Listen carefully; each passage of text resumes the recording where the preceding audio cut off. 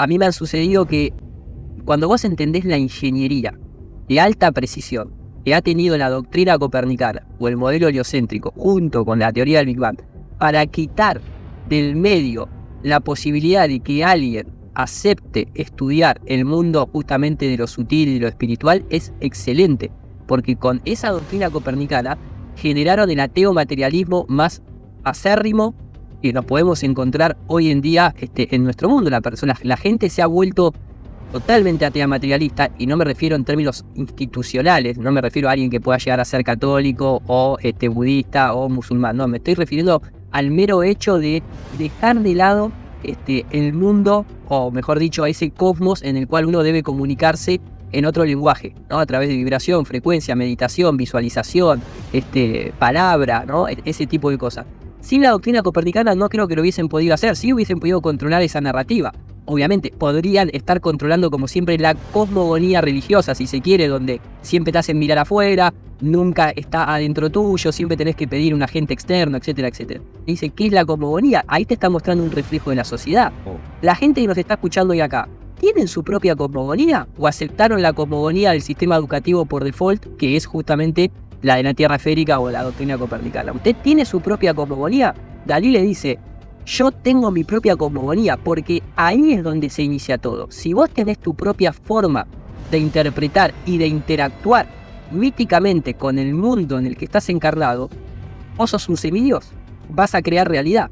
Ahora, si vos te haces cargo y aceptás una cosmogonía como la doctrina copernicana, que te dice que sos una simple piedrita flotando en la nada del universo sin propósito, sin saber a dónde ir, donde no tenés ninguna importancia y sos uno más entre miles de millones de otros mundos rocosos, ¿qué cosmogonía es esa? Es una desvalorización absoluta. Hay bastante deshonestidad por parte de algunos representantes de la Tierra Globo, sobre todo con canales muy grandes. Pero eso lo dejamos de lado porque el barro es barro y siempre va a ser así. Sí. Con respecto a lo que vos mencionás del nivel de escala, es como una doble vara. Porque por un lado es como cuando apareció de Grace Tyson en una conferencia haciendo alusión al salto de Felix Van Garner. Diciendo que desde la distancia que Felix Van Garner saltó, que serían unos 39 kilómetros de altura, sí, como la esfera es muy grande, era imposible ver la curvatura de la Tierra. Sin embargo, entonces la pregunta es, ¿en qué momento un ser humano, sin depender de ninguna agencia espacial, puede concluir que la Tierra es una esfera? Yo digo, en estos... Yo me voy a quedar con la pregunta que vos hacés, y obviamente voy a dar mi respuesta. Pero vos pensá esto.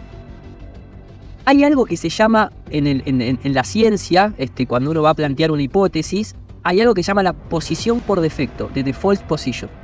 ¿Cuál es la posición por defecto del ser humano? ¿Que vive en una Tierra esférica girando alrededor del Sol, o que la Tierra es recta y estacionaria? ¿Cuál es la posición por defecto? Porque vos mismo lo mencionaste, dijiste, yo no me puedo demostrar a mí mismo cómo es la Tierra, lo que te puedo decir es lo que me genera duda. Bien, ¿por qué?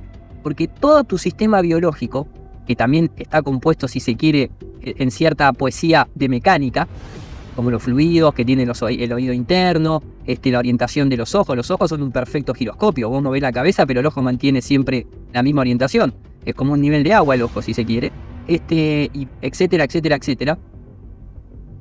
El default position para nuestro sistema biológico, que es nuestro avatar, que es nuestro instrumento más científico que tenemos, es eso que está caminando ahí, es una mosca, es que la Tierra está quieta y es recta. Ahora, es curioso, porque yo me voy a los documentos oficiales, por ejemplo, de la NASA, el famoso documento de 1987, que redacta cuál es la posición por defecto a la hora de construir un avión, y se dice, el avión tiene una masa constante, y se asume que la Tierra es plana, estacionaria. Voy a la NASA misma y me fijo cómo la NASA ayudaba a construir misiles balísticos.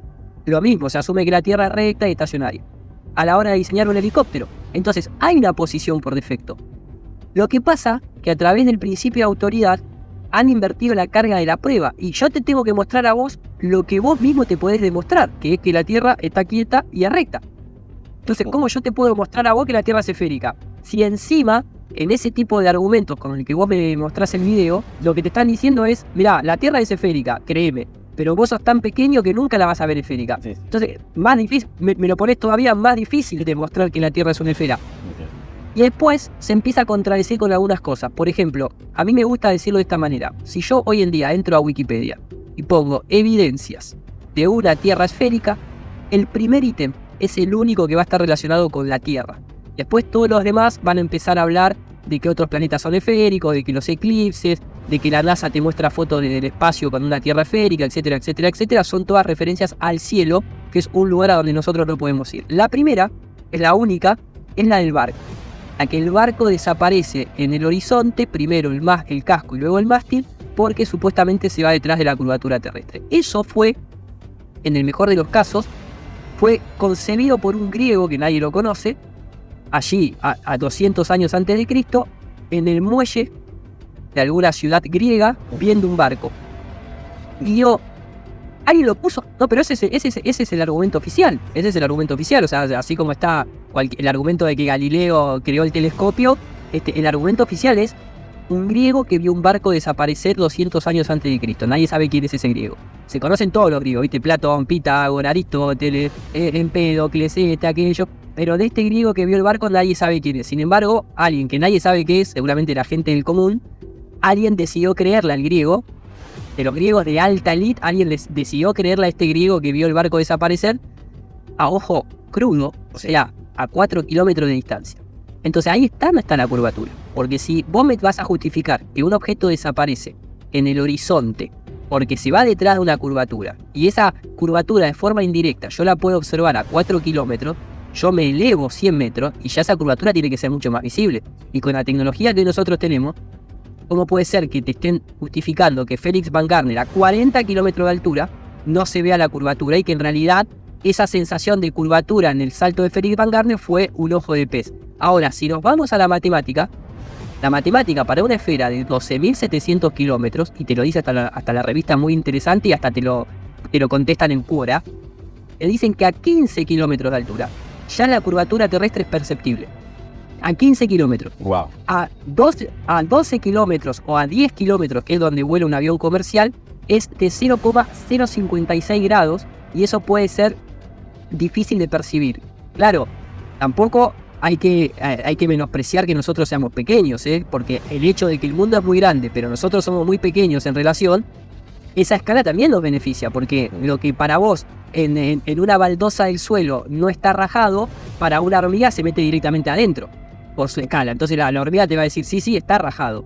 Entonces, si nosotros somos pequeños, esa curvatura en algún momento deberíamos verla, ya sea a los 10 kilómetros, a los 15 kilómetros o a los 40 kilómetros. Y yo tengo incluso lanzamientos de la NASA, de lo que llaman cohetes de sondeo, que llegan a 120 y 150 kilómetros de altura, y el horizonte sigue estando a nivel de los ojos, y se sigue viendo recto.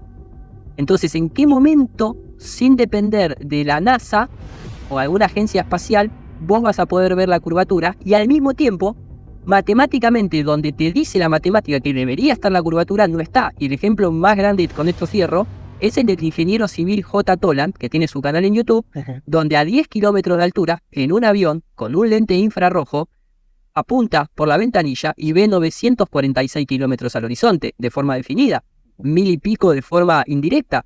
Eso es 3 veces y hasta 4 veces más de lo que predice el globo. Entonces, bueno, ahí hay bastante tela para cortar. Después cada uno se puede quedar con la que quiera.